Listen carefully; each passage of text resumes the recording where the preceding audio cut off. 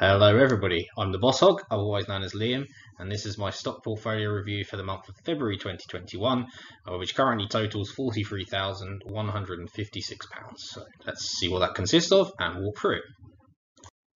Okay, so let's have a look at the high-level summary now. As I touched on in my January review, as a UK investor, we have what's called ISAs. These are super tax efficient. You can put up to £20,000 per person per tax year in them, and all capital gains and all dividends for the rest of your life, and indeed your spouse's life, will be protected. So pretty sweet. We do have a small amount outside of those ISAs as well, as you can see here. And yeah, this is a financial summary, so super high level at this time. Honestly, for the second month running, it was a really disappointing finish to the month. Finished up £760 profit, but had been up above 1800 during the month. Just we got impacted, like I'm sure everyone else did, with the final week being what it was. And yeah, I had actually had quite a good start to the final week. I have a fairly big stake in recovery stocks, and they'd been doing really fantastic, but even those also had a pullback as well, so I was impacted just like everyone else, unfortunately. On the good side, I do continue to beat the market, but it's a bit more nuanced this time, and only just as a result of that, so we'll touch on the details a little bit later as well. And overall, I guess a modest profit. So I have profits, unrealized profits at the moment of £285, and realized profits of 329. The realized that you can kind of see the sold breakdown and how that's broken down below. And yeah, I mean, I mentioned this last month as well, but I continue to feel great every time I get what feels like free money from dividends. It's way more exciting than getting interest out of a bank, and super exciting. Okay, so looking at the financials in a little bit more detail, this is how the profit is looking at the moment. Selected some key dates there, which is basically the end and start of the week, and then the end of the month as well. As you can see, we sort of touched much higher during these numbers, and I think it was on the 24th is when I was above 1800. You can also see there the profit over time. The dip, sort of a third of the way through that, is the end of January, and then this dip is the end of February. So that's fun. And you'll also see as well that actually my US stocks at the moment are sitting on an £83 loss. There's three reasons for this, but we'll touch on that in just a second. So if we start with the UK stocks first of all, I think the reason why I'm outperforming the UK index, maybe more local knowledge, and it's probably also a heavier weighting called recovery stocks. It's worth adding as well that my UK stocks are really sort of £300 higher. Tesco, who I have a fairly large stake in, did a special dividend and made it as complicated as they could. So they did a 19 to 15 share consolidation at the same time. So the shares have basically gone down 250 quid as a result of that, but I'm due £300 in dividend, which hasn't yet arrived, even though it was due on the 26th of February. So that's very annoying, but it is what it is for the month close. And yeah, with regards to US profits, they're being dragged back due to some unperforming SPACs at the moment, or underperforming SPACs. I also have really significant falls in AT&T and Consolidated Edison, so three figures on both of those. And also the exchange rate now stands at almost £1,000 as well, so sort of a combination of some riskier investments that haven't yet come good, two big stakes in companies that have fallen, and a nasty exchange rate as well as really dragging back my US shares as it stands currently. And lastly, as an example here, this is Johnson & Johnson, so this is a top 10 holding for me, and this is typical of what I see in my US shares. So technically I'm sitting on a £31.65p loss, but that's a combination of a gain on share price movement of 27.81, and then an FX impact there of 59.46 the other way, so it just drags everything down. So I try not to overthink it too much, but it's also a little bit dispiriting. Hopefully in time it'll either even out, whereas I keep buying US shares, or potentially the dollar will start to strengthen against the pound as well. So it'll be interesting to see how that moves in the future. Okay, so if we delve into the details behind the comparison, my long-term plan is to have a 50-50 split between US and UK equities. The UK stock market pays considerably higher yield. FTSE 100 is about 4.7% compared to the S&P 500 of 1.97%, so actually more than double. But you typically get much better capital appreciation in the US market, so that's that's the main reason for that, basically. So first of all, the the UK comparison is pretty good at the moment, especially if you factor in what I said previously regarding Tesco shares. So my return on investment 4.75% against the FTSE All Shares Index is the one I'm using here, of 2.45, so significant outperformance there. However, my US holdings are down 0.32%. Now, if I consider the FX impact, I'm actually up 3.41% versus an S&P 500 improvement of 4.06. So definitely underperforming the US sector at the moment. The dollar actually was even stronger. I was over £1,000 negative impact on FX earlier in the week, but it pulled back toward the end. Now, this was mostly because the chief economist at the Bank of England made some comments about inflation that worried people about the pound. So it was more pound weakness rather than dollar strength. So I'm not really quite sure what the movement's going to look like moving forward, but I continue to have quite an active interest in FX as a result of all this. Yeah, so and again, the US has a couple of real stinkers in terms of underperformance. I do also have one very large negative in the UK, which is under GSK. Recently opened a position in it and it went backwards quite quickly. Hopefully, though, that's going to recover, but we shall see. Okay, so next steps, we're going to have a look at my portfolio risk. Now, you typically have beta, but it's a little bit over-engineered maybe for this portfolio. And so I nicked an idea from a YouTube channel, PPC Ian, and it involves giving fairly arbitrary risk to your portfolio, ranging from 1 to 5. So 1 being extremely safe, almost bond-like stocks, you're talking utilities, infrastructure, etc., through to 5 being extremely risky, you know, the sort of thing you may well lose a significant amount of money on if you put it in it, but could well do very well as well. So I'm actually really pleased with this performance. I started the month realizing that I'd gone slightly too risk adverse in some of my options, so I've actively implemented a plan to get more risky effectively. And you can see here that if you look at my weighting last month in each of those risk profiles, I've definitely done just that. So we've seen falls in the safer 1 and 2s there. Now, I haven't sold out of anything, and in fact I did pick up some shares in National Grid, a fairly risk adverse company, just on the cheap because I think their dividend yield is solid. So I did actually add to risk level 1 this month, which wasn't the original plan, but that is my only deviation, and I think I picked up a bargain, so that's fine for me. But yeah, I added a few SPACs this month, and also added to my Rolls-Royce holding as well, which I'm currently classing as risk level 5, just because it's had such a torrid couple of years. And all this means that my overall portfolio has got a little bit more risky. It's still not super risky. 60% of my investments by value sit in level 3, so these are your solid, good companies. Think of J&J or JPM, just good, well-run, long-term holdings. Level 4 actually has done super well this month. You can see there the percentage of profit that's really shot up compared to last month. But level 4 is where a lot of my recovery stocks are. So Carnival, EasyJet, a pub chain in the UK called JD Wetherspoons. All of them had a really great run up and was actually even higher earlier on in the week. So I'm really pleased with that because I made the decision to add to most of those holdings halfway through the month. So again, felt pretty good about that. AT&T continued to fall further, so that's unfortunate. And some of my utilities also haven't done especially well. So yeah. I did have a week where I bought only SPACs, so that was fun, but so far they haven't really delivered.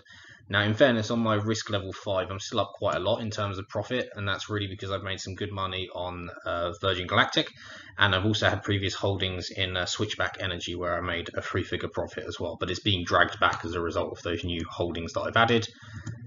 Level 2 still stinks. That's all AT&T. It's not being helped by the weakness of the dollar either, but even the share price value has fallen back about 4%, and then currency's also done another 4% of that as well. And risk level 1 is also being pulled back primarily by Consolidated Edison, so that's been unhelpful as well. But overall, like I say, I'm really happy because here I did implement my strategy. I did adapt when an opportunity came up with National Grid, but I'm feeling like this is more where I want to be going now, and I think I'm gradually going to let risk levels 1 and 2 fall back even further, maybe down between 12 and 15%, and beef up sort of levels 3 and 4. At level 5, I've decided to introduce a cap for myself at 5% of my portfolio, so just to manage risk effectively. But you can see currently it's 3.5, so I've allowed myself a little bit more room to grow, and may well put a bit more money in Rolls Royce and kind of see if I can ride the recovery there as well. So that's the next plan moving forward.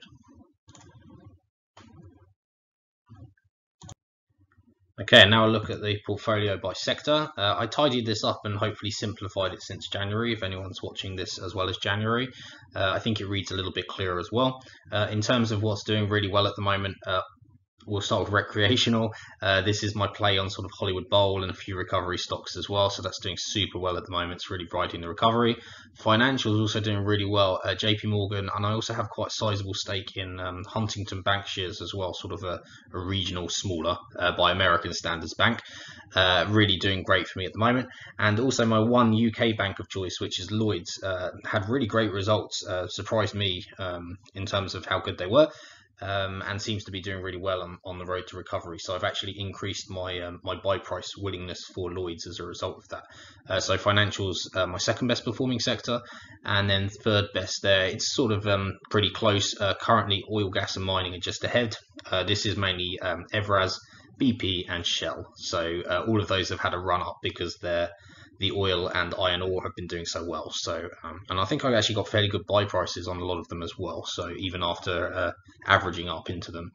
In terms of what's not doing well, the main two standouts there you can sort of see the utilities, electric and telco.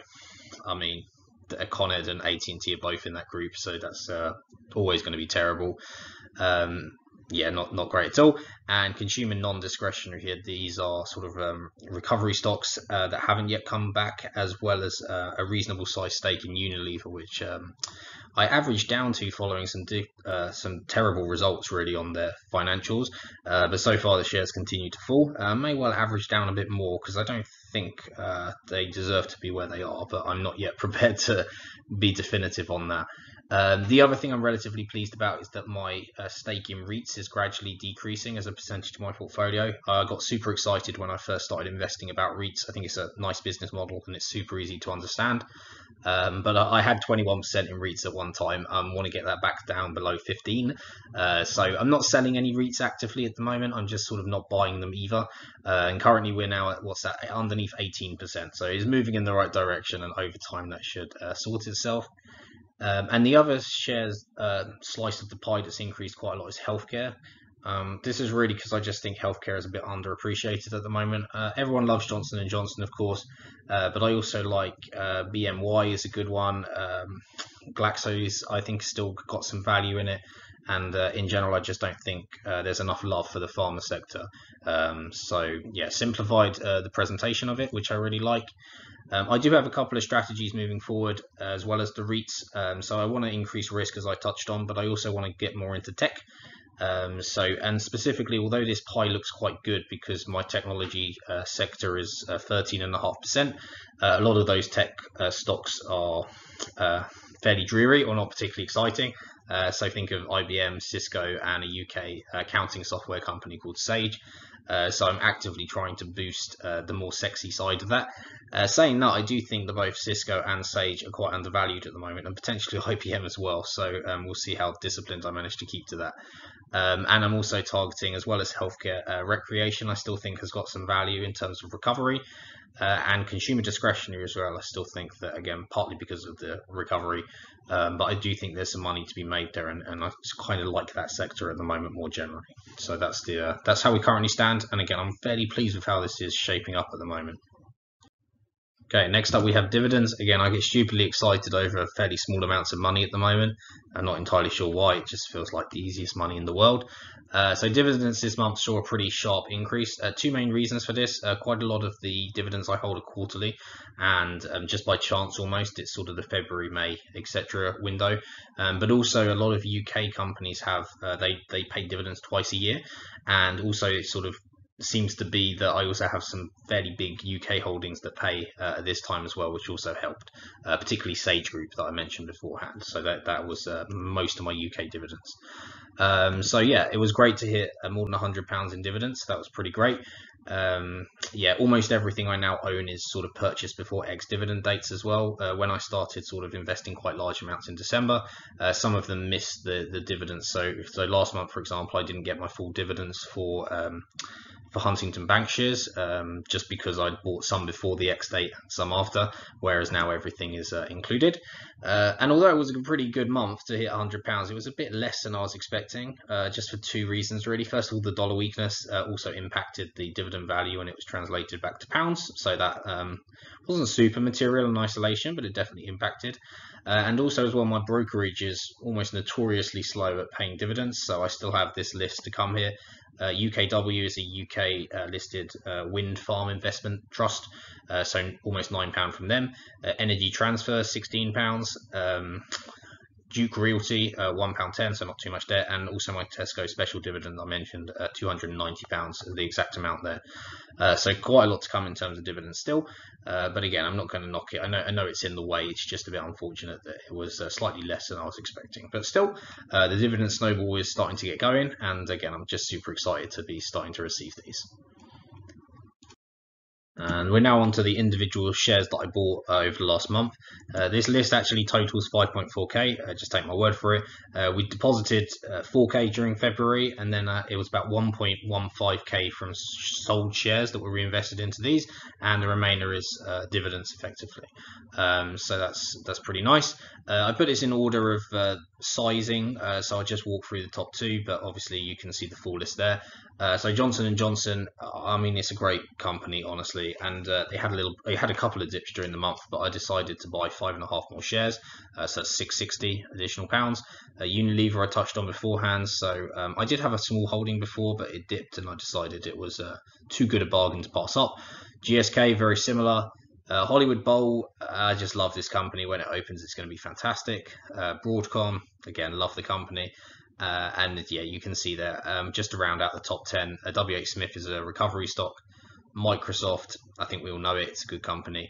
And National Grid, there was my one deviation from my plan in terms of trying to buy some more risky shares, just because I think underneath about 860p, I think it's a real bargain with a sort of 5% yield, and it's definitely not going anywhere. So the full list here is mostly outside of that. It's either betting on recovery, averaging up into winners, or averaging down into losers, or SPACs. So you can see there, I put reasons next to each one. If anyone's sort of more interested in the reasons for buying those, just drop me a comment and I'll do my best to explain my thought process. And lastly, shares sold this month. Now, I had hoped to sell a few more of my holdings. I had more, I think it was 74 I topped out of in January. I only actually sold 5. I did also enter into 3 additional, so I only had a net reduction in 2. You can see here the list that I sold, so we can just run through these. Pfizer, honestly, I regret taking a stake in them in the first place. I think there are plenty of better pharma companies in both the US and the UK. I was really underwhelmed by their results, considering some of the results from their competitors, and I just decided to crystallize a not insignificant loss, 40 quid, so not super big either, and get out. I decided it wasn't something I wanted to get more involved in. Abbott, I actually quite like Abbott, but I didn't have a particularly big holding in them, and I just decided I would sell and actually put it into other companies. I think it's a fine company though as well. GE was a free share. I just didn't need to hold it anymore. Diageo is the one company I'm sort of having a little bit of regret of selling. I just think it's a solid long-term hold. I think people like to drink. They haven't benefited as much as I was expecting from people being working from home. I guess it's a bit soulless drinking spirits by yourself or with your family. And I'm sure they'll do just fine in the medium to long term. And I do regret selling them a little bit. So I may well, once my portfolio is a bit more slimline, re-enter. I kind of like the discretionary spend on consumer. I do think there's, as I said, there's some bargains there. And then I also exited a ETF. This ETF was focused on the S&P 500. I think most people believe it's overly valued, and therefore I just didn't really want to hold the ETF. I did take a small dividend in it before selling, just made sure I was past the ex-divi date, or the record date, I guess, for selling, and yeah, exited there with a small win. So overall, I was slightly profitable on my disposals, but the main reason for getting out was just to just to try and rationalize my portfolio a little bit downwards. So that was the plan. Another reason that I didn't manage to rationalize as much as I wanted is I wanted to exit from a couple of my smaller REITs. I have so many REIT stocks at the moment. I think 16 last I checked. I almost have like a REIT ETF. It's quite broad as well in terms of the sectors of the REITs that I'm in. And I have sort of stakes as small as £100 in some of them that are pretty much done by bigger stakes elsewhere. But because at the moment they're sitting on paper losses just because of dollar weakness, I didn't really want to sell them, and there's no compulsion to sell them. So I just felt like it was vanity, and I think it's perfectly defensible to keep hold of them for that reason.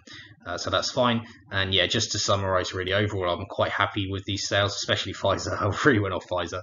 But yeah, with the one regret being maybe Diageo, which I think is a good company.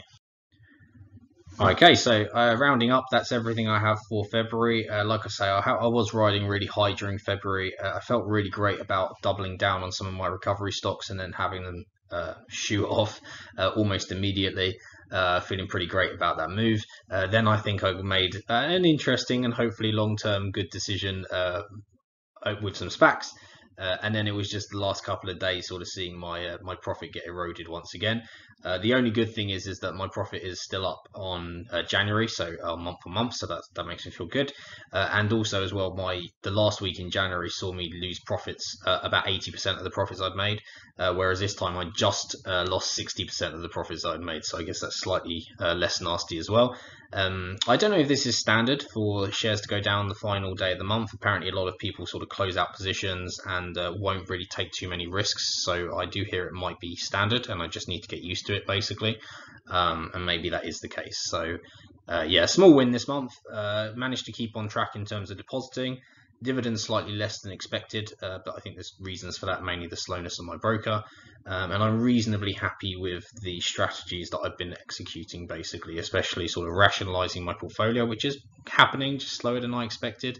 And also the decisions I made in terms of introducing more risk to my portfolio is happening exactly how I expected it to. So yeah, reasonably happy this month, and that's the walkthrough of my stock portfolio for the month of Feb 2021. Thank you for joining me.